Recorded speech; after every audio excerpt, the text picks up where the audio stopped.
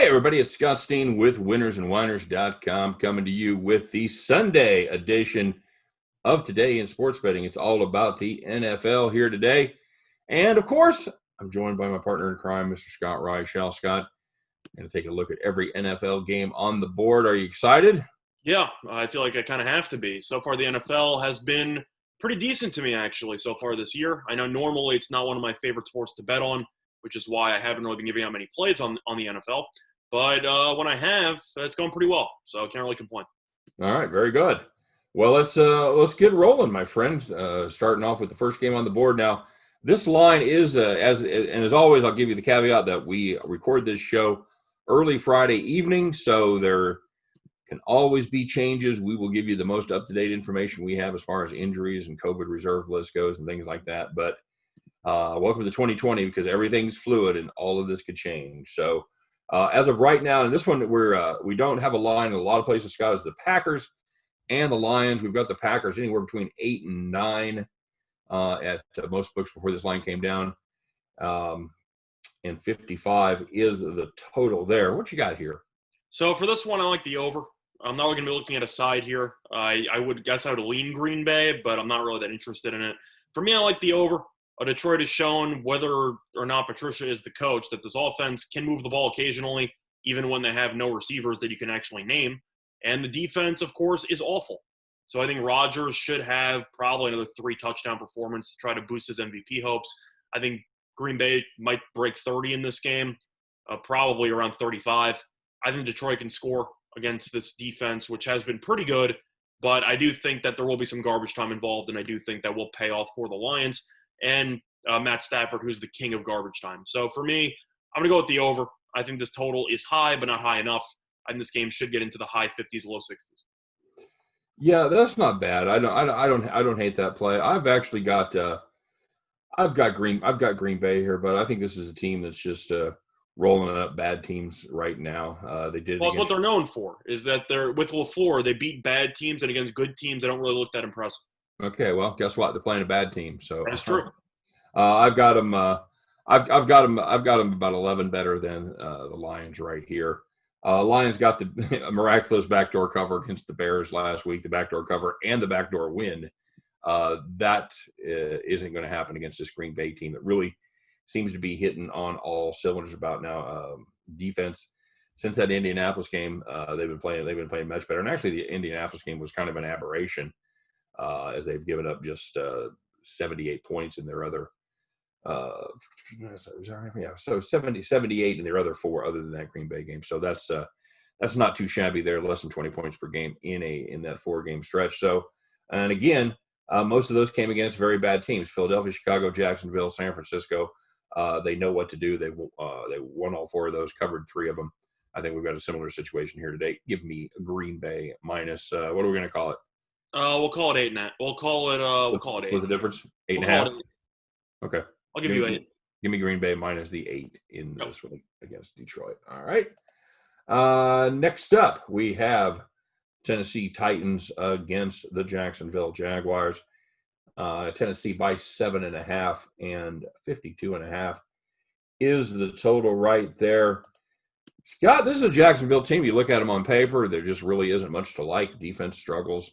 Not much of an offense that you can see, but yet week in and week out, at least lately, they've hung around, and they've covered 4 of their last 5, Scott, against pretty good teams. The only time they really failed to do much was against Pittsburgh, but they took care of business against the Vikes, Cleveland, Green Bay, and Houston. So what do you make of them for this one? Well, for Jacksonville, I got my fingers crossed on them losing this game because I gave out a future on the win total under for Jacksonville before the season started. So I'm one loss away short. So fingers crossed there. But for this game, I know Jacksonville's been good against the point spread. I know that Tennessee got embarrassed last week. That's why I like Tennessee. I feel like this team got absolutely humiliated for a half. I know the second half they were great. Cleveland didn't care. And, I'm not going to talk about that. But Tennessee's in a dogfight with the Colts, of course, for a division title. And I think that even though Jacksonville's been good against the spread lately, Tennessee, I think, is going to be really pissed off. I mean, this team got taken to the woodshed last week, and I think that now they face off against the bottom feeder, probably the second worst team in the entire league behind the Jets. I think Tennessee comes out and smacks them. So I think Tennessee will win this game by double digits. So I know that the popular plays on Jacksonville, recent results would benefit Jacksonville for the points. I like Tennessee. I think Vrabel's going to get his guys up for this game after they looked awful, and I think that they're going to just destroy this team. So I like Tennessee. Yeah, anytime you got somebody playing Tennessee, you want to look and see how their rush defense is and how it's been lately, of course. They gave up 6.3 yards per carry against Cleveland, and that's not good with Cleveland's Chubb. also number one rushing team in the league. So. Correct. And what actually gives me hope, if you want to back Jacksonville, is the fact that they just gave up 3.8 yards to the Vikings with Dalvin Cook. However, I think Derrick Henry is a different kind of runner, and they use a different kind of scheme. Minnesota, they use that zone scheme as far as the blocking goes, and there's not a lot of teams that do that. And Tennessee isn't one of them. I'm with you here. I think that Tennessee is able to take care of business. Jacksonville's much like New England, another team that's kind of been doing it with mirrors, been able to keep it close. I think their luck runs out in this one. I think Tennessee realizes this is time. We're getting into the last 4 games, the last quarter of the season, if you will. And I think Tennessee realizes after getting stomped last week, like you said, that they need to pick up the pieces and start heading in the right direction. Well, especially since the Colts lost week 1 to Jacksonville. So if you're looking at tiebreakers and division record plays a factor, Tennessee has all the motivation in the world to try to destroy this team. Yeah, absolutely true. So I'll take Tennessee minus the 7.5 points. Yep, I agree. All righty, moving on. It's your Cowboys, Scott. Cowboys playing the Bengals. They're in Cincinnati. Cowboys road favorite, Scott. I think that Cincinnati is so beyond terrible, but I can't lay 3.5 in an Andy Dalton revenge game against Cincinnati. I can't do it. 3.5, 43 is the number. I would lean under, I guess, but I'm not happy about it. But I got to take the points with Cincinnati because I know Cincinnati's awful. This team actually tries for a full 60 minutes. I can't say the same thing about this Cowboys defense because what you saw against Baltimore is what you've seen from them the entire year. If it gets tough, they quit. And there were reports that came out earlier this year that they were taking plays off, and you had some people in the secondary saying, well, I don't really know why we have to try every blah, blah. It's a loser mindset. I mean, this team's done. You know that they had expectations going into the year, and now that they are, 3-9 now? Yeah. They got no shot at the playoffs. I think Cincinnati, even though this team is awful, clearly, they actually try under Taylor. They gave Miami some type of resistance for 3 quarters. I'll lean to the Bengals because they're getting points, but I acknowledge the Cincinnati team is terrible. So I'll take Cincinnati plus the 3.5. All right. 4th and 19, by the way. They just ran it into the end zone for a touchdown. That's your UTEP Miners right there, bud. 4th and 19? 4th and 19, yeah. They don't have a kicker? They're about on the 40. Sure. What is happening? Okay, sure. Okay. Great night to have the under. Although it's 7, half the first quarter's gone. We're on track. So it was really a pass play, and he just broke it. What? Okay, never mind. North Texas defense, you never cease to amaze me. That looked like the Cowboys against Baltimore last week. Here's the thing with this Cowboys game, Scott. I'm not really prepared to make a pick right now because there's a couple of really big injury questions in this game. I know, but we're kind of. I understand. And at the end of the day, I'll give one, but I want to put some caveats on it because first of all, T. Higgins is questionable for the Bengals, and that's a huge part of that offense.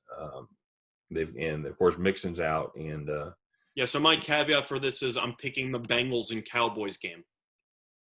Okay. Well, and the other thing is for the Cowboys is Zeke is questionable. Yeah, he's going to play, but truth is they don't even use him enough anyway. They give Pollard way too many touches. Well, that's the thing. I want to see how banged up he is. I want to see what the final report on him. I can't. I'm kind of with you. I can't take the.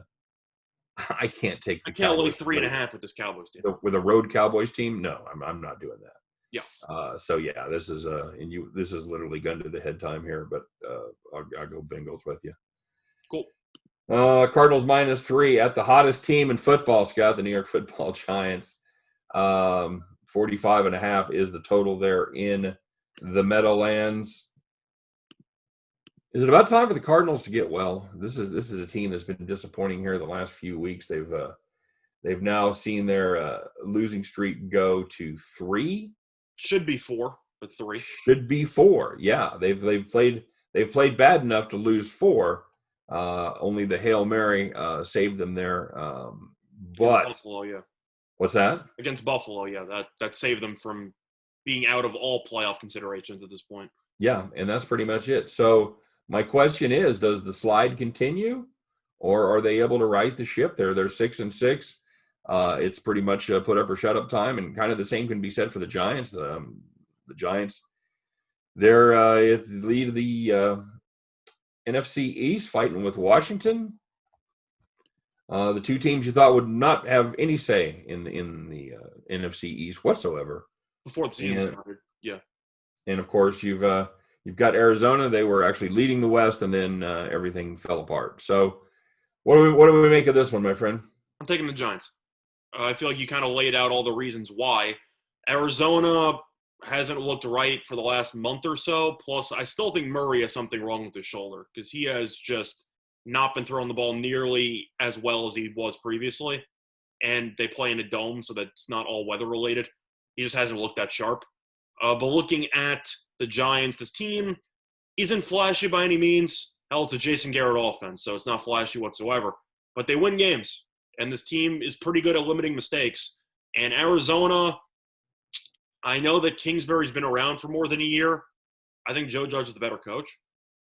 Nothing from what I've seen from Kingsbury makes me believe that he knows how to right a ship at any point in his career, especially at Texas Tech, where his teams were always having losing records. I think the ship has sailed in Arizona. I think that the Giants are physical. I think they'll dominate in the trenches. And it is worth mentioning that Arizona, who has already been struggling with offensively for the last couple of weeks, in a dome, now has to travel to the East Coast to play in December, New York.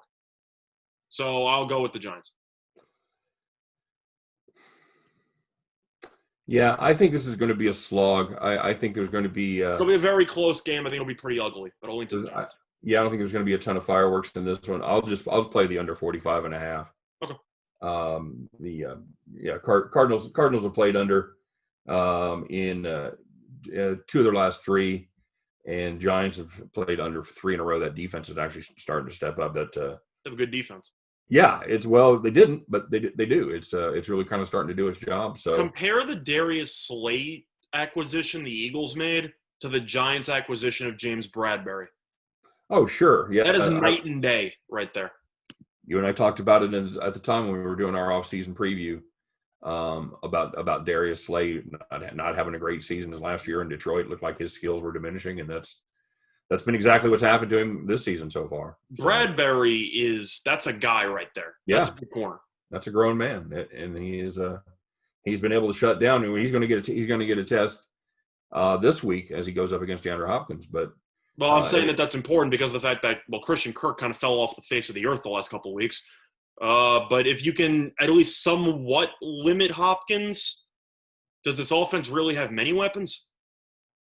They struggle to run the ball. They've got Kenyon Drake rather, but Kenyon, it's a throwback and a half. I know, right?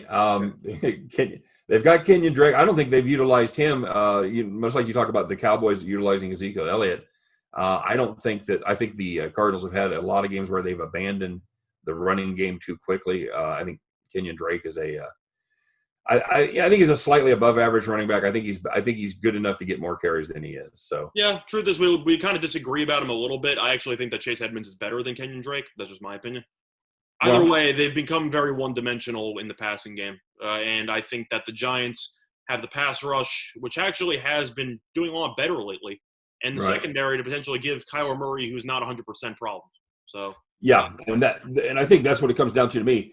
If you're not going to run the ball, and Kyler Murray's banged up, and if he only becomes a single threat, and I don't say if I say you're not going to run the ball, if you're not going to run the ball with anybody but Kyler Murray, yeah, because obviously Kyler Murray's going to run. So yeah, it's turned him one-dimensional, and it's not a good dimension. So yeah, I'll just play the under 45.5 in that one.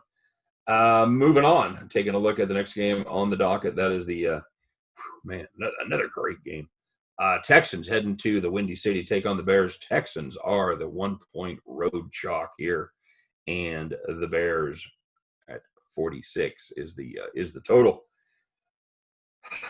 The Bears free falling, man.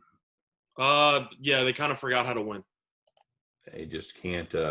I think that game last week against Detroit, I think that demoralized them. It should. If they know what's good for them, it certainly should. I mean, if it threw them into a tie for last place, took them out of playoff contention. This is a team that's got nothing to play for. I don't think Nagy is able to rally the troops and have them, just Dan Quinn it for him here to finish up the season. I think this is a team that quit in the second half. Well, I think this is a team that's beat down. I think it's over for the Bears. I think the Texans been playing a little better football lately. Deshaun Watson is always going to be right there in the mix. I don't know if this Texans team dreams about going 8-8 and sneaking into the playoffs, but I know they have played better since Bill O'Brien's been gone. Although Romeo Crennel probably not the long-term answer, but for now, I like the road team right here. Give me Texans -1. Yeah, I agree. I know Houston's not exactly a team that has looked too, I'd say, sharp this season, but on the other hand, you have Chicago, who seems to be inventing new ways to lose every single week. They finally scored 30 points, still lost. So congratulations to you on that one. Yeah. The issue here is that Chicago's pass defense the last couple of weeks have been terrible. They just can't generate a pass rush, which is kind of odd because, of course, they have Khalil Mack, who I know he was ridiculous on the Raiders and his first year with Chicago. Seems like nowadays he kind of just goes through these several game slumps where you don't really hear his name that often. Agreed. And then he'll explode for like 5 games, and then, of course, he ends up having one huge impact in a primetime game. But if they can't pressure Watson, and Watson is already a tremendous quarterback, I think he's going to feast. So for that reason, I'll take Houston as well. Not thrilled about it, but at the end of the day, there's no way I can back Chicago because I don't see how Nagy has a job at the end of the year. Yeah, I totally agree. And Watson has kind of figured out something with the passing game and the personnel there. He's finally getting dialed in. He's thrown for 300 yards his last 3. They gave Indy just about everything they wanted last week, and they fumbled in the goal line. Fumbled as they were going for the potential game tying and or game winning touchdown there. So, yeah, I'll take Houston to continue to play well. Next up, we're looking at the Broncos Panthers. Yet another dynamite game. This is a game where there hasn't been. It may be hard to find a line. We've got it at Panthers -3, 46 is the total right there. I guess the line, or I guess they're officially waiting on to see what happens with McCaffrey. It looks like all things seem to indicate that he will not be playing. It'll be Mike Davis there. I'm shocked they're even going to bring him back this season, but sure. Yeah, I don't really know. Yeah, I know you're paying him a bunch of money, but who really cares? I mean, we already know that your team isn't going to make the playoffs. It's not like it really matters. I guess that's another team. I guess that's on the periphery of dreaming. We disagreed on Carolina before their Thursday night game against Atlanta a couple weeks ago, where I said I thought this team was going to finish around 5-11. You thought they'd make a push for a playoff spot, from what I remember. That was before Bridgewater went down. True, that definitely doesn't help. I'm just saying that I saw the writing on the wall before the season started that this team was supposed to show signs of progress, probably finish around 5 wins, and that's kind of where they're headed. Well, I don't know what the point is of bringing McCaffrey back now. I wouldn't break my arm when they lose their best player for the vast majority of the season and lose their second best player for about half the season. That wasn't my point. My point was that since they're clearly out of the playoff picture, why bother? No, I agree with that. I don't see any reason. Like Cincinnati, it's like, do you really want to bring Joe Mixon back? Like, who cares? Well, they're not bringing McCaffrey back. I don't think he's going to play in this one. He's not going to play in this game. I'm saying in general. I don't know why they're even considering bringing him back next week. Who cares? Yeah, well, we'll see what happens. I think if you're 4-8 and you got 4 games left, I think you dream about sneaking into the playoffs in that 7th spot with an 8-8 record. I think until you're locked out of a winning season, I think they're still going to approach the season like it's live. So that's my only thought. realistically, in the big picture, you've got a youngster like that you've got tied up with a big contract for a lot of years. Yeah, put him on the shelf. Yep. A lot of us have had to call 2020 a piece of shit and move on and look for next year. I think the Panthers probably should do the same thing. But in this one, I'll still take. I'm taking Carolina because they're off the bye. Yeah, that's the only reason. That's exactly what I was thinking. It's a tough one. That's a good number. Plus, I know that we've talked about coaching with Matt Rule, who I'm a huge fan of. I think Fangio's getting fired. Yeah. I don't think he's coming back. I think he's a terrible in-game coach. I think he's a good coordinator. But I think the coaching advantage as well. I actually trust Matt Rule off the bye. Well, if they can't, I mean, this Denver defense has been nothing to write home about. They've been a lot. They've had some moments where last week they looked pretty good against Kansas City. Well, and I know they've had injuries, and I know that they've had some serious injuries there. But a defense shouldn't be as dependent on one or two people as an offense. Maybe it's mostly just fading Drew Lock. Yeah. This is a Denver offense that they're not good. They're putting up about 19 points a game. Just not much to love about them. They've been a turnover machine. They are minus 17 turnover differential, and that's just astounding at this point in the season after 12 games to be minus 17 in turnover differential. Or they've had, I'm sorry, not differential, but they've had, that is, I'm sorry, that is turnover differential, minus 17. Yeah, brutal. So, yeah, for those reasons, Denver's going to make at least two mistakes. There's going to be a fumble. There's going to be at least an interception by Locke. Maybe in the red zone. Who knows? Yeah, absolutely. I'll take Carolina minus the 3 points here. Yep. Vikings at Bucks. Bucks minus 6.5. 53 is the total right there. I like Tampa. I mean, we just talked about Carolina off the bye. I got to have faith in Brady and company off the bye against the Vikings team that needed overtime to beat Jacksonville. I know Minnesota is currently at 500. They're right now fighting for a playoff spot, which doesn't surprise you based on where they're projected before the season started, projected you based on where the season began. You thought that they were screwed. But I trust Tampa in a game that they need to have off a bye. I'm not a fan of Arians at all. I'm not a fan of just pretty much whatever the hell they've been doing lately, offense and defense. But I really don't like this Minnesota team. I'm not a Cousins guy. I do like Justin Jefferson a lot because, he's clearly a ridiculous wide receiver. Thank you to the Eagles for taking Rieger instead. I will always laugh at you for that. But looking at this matchup itself, I got to take Brady off the bye. Okay. I will I'm going to play the over here, Scott, and the reason is this is a very good Tampa Bay run defense. I think they're going to seriously slow down that Minnesota running game with Dalvin Cook. I think that they're going to be forced to throw the ball. Number one, because they're not going to be able to run. Number two, because they're likely to be behind. I think there could be a fair amount of garbage time in this one and pick up some points on the back end. I think Tampa Bay. I think Brady is going to be able to pretty much do what he wants to with this Minnesota defense, who just hasn't been good at all.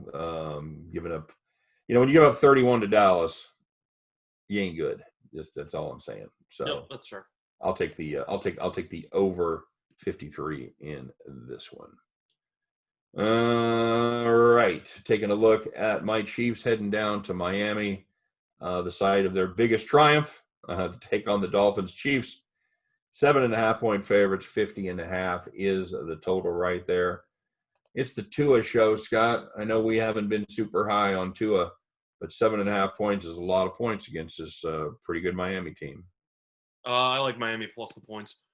Kansas City has been awful against the point spread over the last month or so. I believe they're 0-4 in their last 4 against the spread. Miami's defense is, I really don't know how to describe it besides elite. And people don't really view it that way. They've been really good. Yeah. And I know that their secondary is great with Byron Jones and Xavier Howard. Howard has 8 interceptions, which is ridiculous. But looking at this team in itself, I think they'll do a good enough job with ball control offense. You saw how Kansas City's defense struggled against the run against Melvin Ingram last week. I do think that Miami should be able to piece together enough success on the ground to set up some play action opportunities there. I do know that Kansas City obviously has the better offense, but I think this Miami team with Flores will have something prepared. I think Kansas City will win, but I think it'll be by a field goal.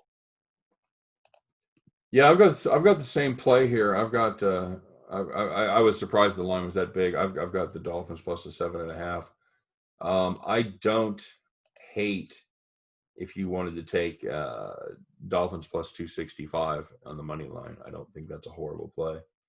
Now, I will say that for the viewers out there, I have been terrible at predicting what the Chiefs are going to do this season. I think I've hit them maybe twice in all the weeks. So take that for what it's worth. I'm fading the Chiefs right here, and I've been terrible at predicting Chiefs. So probably will be Chiefs cover, and it goes way over. So we'll see.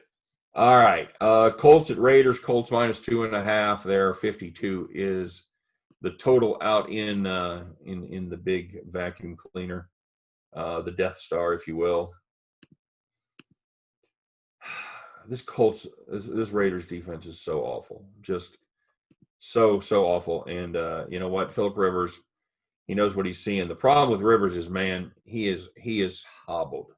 He is seriously hobbled. The Raiders have been a little better lately than they were at getting after the passer, although they haven't been fantastic. Is a banged up Rivers with kind of a questionable running game going to be enough to take care of the Raiders? And can the Colts defense find their elite status again and step up against a Las Vegas team that knows how to put some points on the board? Yeah, I like the Colts. Everything that you just said, Rivers, I know he's a little bit hobbled.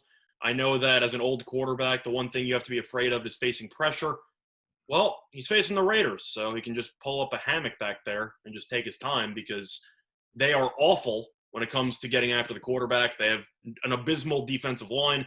I know Farrell was good last week. It was against the Jets. Congratulations. But Vegas has just been really, really bad the last two games. They got killed by the Falcons. They took a miracle all-out blitz by Greg Williams away from losing to the Jets. Meanwhile, the Colts beat the Texans in a game they needed to have. Did they play really well? No, but they also gave up 0 points in the second half to Deshaun Watson. So the defense definitely did step up when needed to. Nothing about this Raiders team screams to me that this team is actually a playoff team. I think the Colts are actually a playoff team. So I think that there's a little bit of a talent disparity here. Mostly a fade of the Raiders defense, because that defense is so terrible. So for me, I'm going to take the Colts. I think this game might be close for a little while. Wouldn't surprise me if the Colts end up winning this game by about 7. That sounds right. Yeah, this is a nice thing about Rivers being a veteran. He's a veteran of the AFC West, so he saw this Raiders team twice a year for, I don't know, 40 years, however long he was out there in San Diego / LA. He knows this team. He knows where their weaknesses are. He knows Gruden. He was there. I believe he was there the first time Gruden was there, right? It sounds about right. Yeah, it'd be close. Maybe not, but he knows this Raiders scheme, and he certainly has played a lot against them lately. Yeah, I think the Indianapolis defense regroups and steps up and does enough. And like I said, this Raiders offense is so terrible. I'd be tempted by the over 52 there as well. I don't think that's a terrible play, but Colts less than 3, I do like that. Give me the Colts minus 2.5. Yeah, I agree. All right, Scotty, your Jets and the Seahawks out there, 13.5 for the Seahawks in Seattle. 47 is the total. This Jets team is, even though they are winless, Scott, they're 6-6 against the number. They've stepped up in some surprising spots. They deserve a better fate than to be winless. We talked about that. How you got them in this one? So for this one, what line did you say you had? I got it at you said 13.5? 13.5, 47, yeah. I'll take Seattle. I'm not thrilled about it. Once again, it's another spot, kind of similar to what happened with Tennessee, where the team just got embarrassed, and I feel like they're going to take it out on one of the worst teams in the league. Same spot here. I know the Jets might be without Denzel Mims, who's a pretty solid rookie receiver. Darnold actually looked okay last week, but Seattle's defense has definitely looked better than it did earlier in the year, mostly Jamal Adams actually getting after the quarterback. But I think it wouldn't surprise me if they keep this game close, because Seattle always seems to play with their food before winning. But after last week, I think this team's going to be really pissed off. So I'll go with Seattle. It wouldn't surprise me if you take the Jets because I think that this line is pretty close to where it should be. I think this Seattle defense is finally getting exposed just a little bit. Even though they didn't give up a ton of points to Philly, or the Giants, but before that they were giving up the 28 to Arizona. They got 34 to Buffalo. Or excuse me, 44 to Buffalo, 21 to Arizona, 23 to the Rams. I got to go with the Jets here, but I think that's just too many points at 13.5. I think Seattle could have a 2-touchdown lead for a lot of this game. I think that Darnold was able to put a garbage time, no apparent reason, touchdown drive to drive it down to 7 or 10, and I think Jets pull in for a backdoor cover there. Cool. All right, next game up is the Falcons at the Chargers. Falcons road favorites over the Chargers right here, Scott. 1.5 points. 49.5 is the total. Falcons road favorites over anybody. Tell me about that. No, I see the Chargers are taking money because it was 2.5 for Atlanta about a day ago. Now it's down to 1 or 1.5. Sure, I'll take the Falcons because why would I ever back Anthony Lynn? Can't do it. Can't do it. They are fresh off a 45-point loss. You know he's getting fired. Everyone knows he's getting fired. I'm sure his family knows he's getting fired. Dead man walking. So the Falcons, even though they lost to the Saints, they were competitive the entire game. Yeah. They were in the red zone down 5 against a team that has the best record in the NFC. So I like this Atlanta team in comparison. Morris might not be a good head coach, but this team fights for him. Yeah. And I can't say the same about the Chargers with Lynn because you can only blow so many fourth-quarter leads before you eventually fall behind in the first half. And it seems like the Chargers are just getting absolutely just out-schemed at this point. So I'll take the Falcons. Well, and we talked about this. We talk about it every week. This Atlanta defense is actually playing better football right now. They've given up just 17 points over their last 5 games, or 17 points per game over their last 5. There's nothing to like about this Chargers team right now. They're a team that isn't playing together. I think they have lost respect for Anthony Lynn. I think they still like him. He's a player's coach. I think they still like him. I don't think they don't have the feel of a team that's going to rally the troops to try and save his job. I think everybody west of Kansas City realizes that Anthony Lynn is done. Yep. Right here. So I think the Falcons even laying at 1.5. I think that's a good play right there. Give me the Falcons over the Chargers. Saints, Eagles. Saints road team -7. Eagles total here is 43. I'm going to play the under in this one, Scott. I just I think this. I don't care who starts for the Eagles. Jalen Hurts is going to go. That doesn't matter to me. I think the Saints may have the best defense in the NFC for sure. Perhaps the entire league. I'm not sure, but I can't say for sure about the NFC because I do think the Rams have something to say about that. But I think it is close. I think the Saints are more consistent than the Rams. The Rams probably have more top end talent. Just saying, I think there's a discussion. Okay, fair enough. Okay, so they have a really good defense. Yep. This is an Eagles team that, for whatever reason, they another team, Scott, that runs the ball fairly well. They average 5 yards a carry, yet they don't run it much. I don't really understand what the logic there is. But again, I'm not a head coach. I'm just a professional yacker on YouTube. So, but I've got to go with the under here. I think the Saints offense, as long as Taysom Hill is at the controls, I think they become a much different unit. A lot more about the ball control, a lot more about grinding it, and I don't think Philadelphia contributes much to this total at all. Give me the under in this one. I'm going to take the Saints. Kind of similar for the reason I'm not a Jalen Hurts guy. I know you can make the argument, well, he couldn't be worse than Wentz, and yeah, I get that. You set the bar really high there. But just saying, looking at what happened last week, yes, Hurts provided I guess, spark, whatever that means. He threw maybe 2 deep passes, But, he did a great job blocking on that punt return touchdown that really cut into the deficit. The Eagles, they made it somewhat closer, but he had a punt return touchdown in there. So it's not like Hurts did anything. Right. I thought Hurts looked like a backup quarterback when he came into the game because that's what he is. And I think that even though he's a little bit more mobile than Wentz, which of course is obvious, but I don't think it matters because I do think the Saints' defense is very good. I think Philadelphia is awful. And I think that Doug Peterson is also a dead man walking. So, plus you also are going to be losing Jason Peters out for the year. So they're going to be losing another lineman who's not going to be playing. Yeah, he's having surgery, so he's done. Lane Johnson banged up all year. This offensive line's a mess. So I'm going to take the Saints because they're reliable. I can trust them. And they're not starting a rookie quarterback in his first start. So for me, I'll go with the Saints. Yeah, Jalen Hurts on Carson Wentz is the difference between one of them running for their life and the other one running for about 2 yards. So, I'm with you there on the Saints. I think that's solid. Either way, I think we're singing out of the same hymn book here. Yep. The Washington football team at the Niners. Niners minus 343 is the total. What do you got here? So for this one, I like Washington. Plus the points here. I don't know what about San Francisco made you believe that this team should be favored by 3 over Washington. I know that offensively they have Mullins, who we've both acknowledged is awful. And I've said before, I think Beathard should be starting.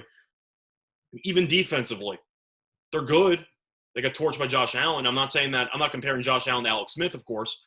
But I think Washington with Rivera, I think they'll move the ball. I think that this team is very, very competitive, which I know sounds cliched. But once again, this is one of those teams that just goes down fighting after 60 minutes, which is what Rivera is kind of known for that very tough style of football. And the 49ers, now that they have 7 losses, they're basically out of it, don't you think? Again, another team that thinks as long as they've got a breath, as long as they've got less than 9 losses, I think I'm just saying you're playing Seattle week 17, so you got a lot that you gotta deal with in the future.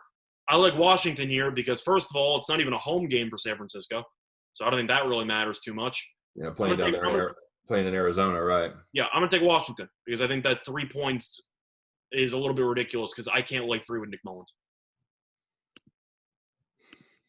I stepped up with San Francisco last week against Buffalo. I thought they were getting healthy. So did I. I thought that defense had really turned it around, and they went out and crapped the bed and gave up 34 to the Bills. I feel like I'm riding fool's gold here with Washington. I'm still not a believer, but they certainly look good against Pittsburgh. Maybe that gives them the boost of confidence.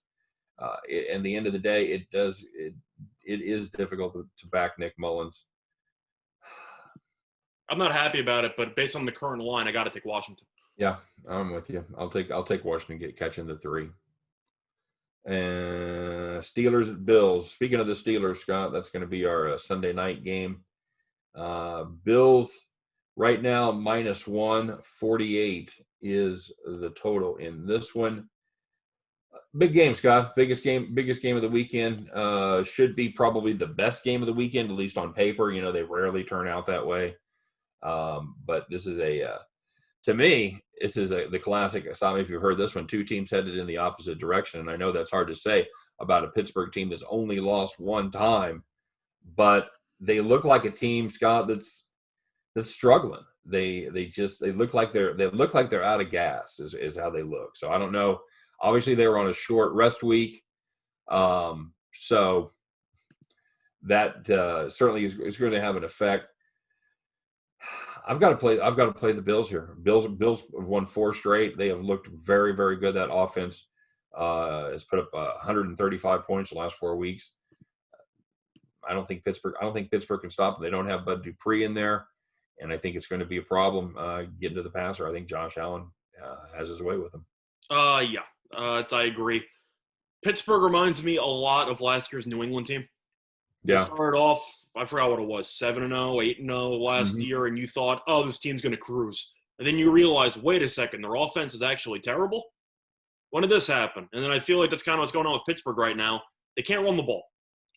And I know that people have been more accustomed to these offensive showcases with passing the ball, of course, with Mahomes and company, stuff like that.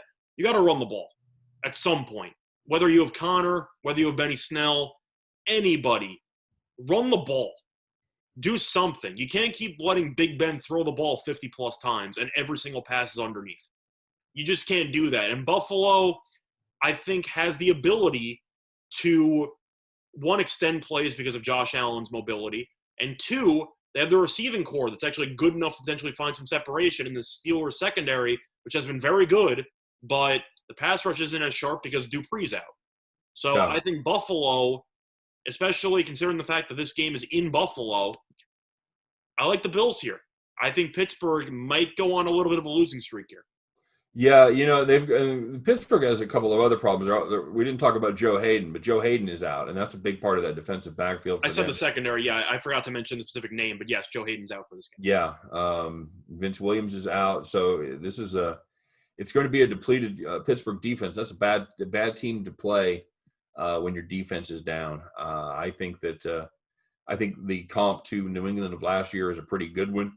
And I think that, like I said, I think Buffalo takes care of business here. I don't know if Pittsburgh's getting ready to go on a losing streak per se. Well, Pittsburgh might become the 3 seed in the AFC now if they lose to Buffalo tonight on Sunday.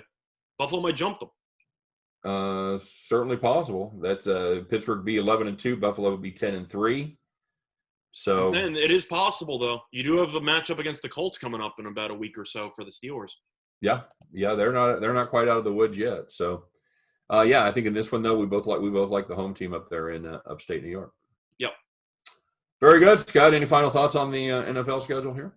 No. Once again, I hope these games are competitive. Hopefully, we make some money, and hopefully, this whole weekend turns out to be profitable for all of us. Very good. Sounds like a lot of hopefullys, but I'm with you. I'm completely with you.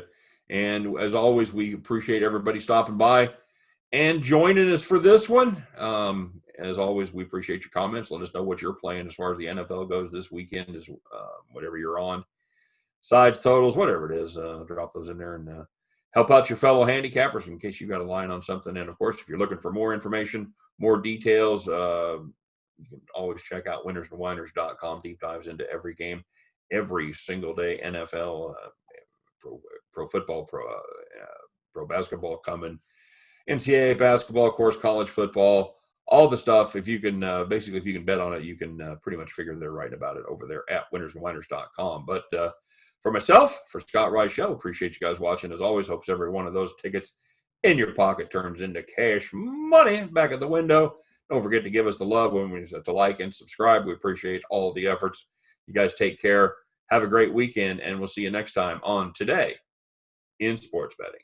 Bye-bye.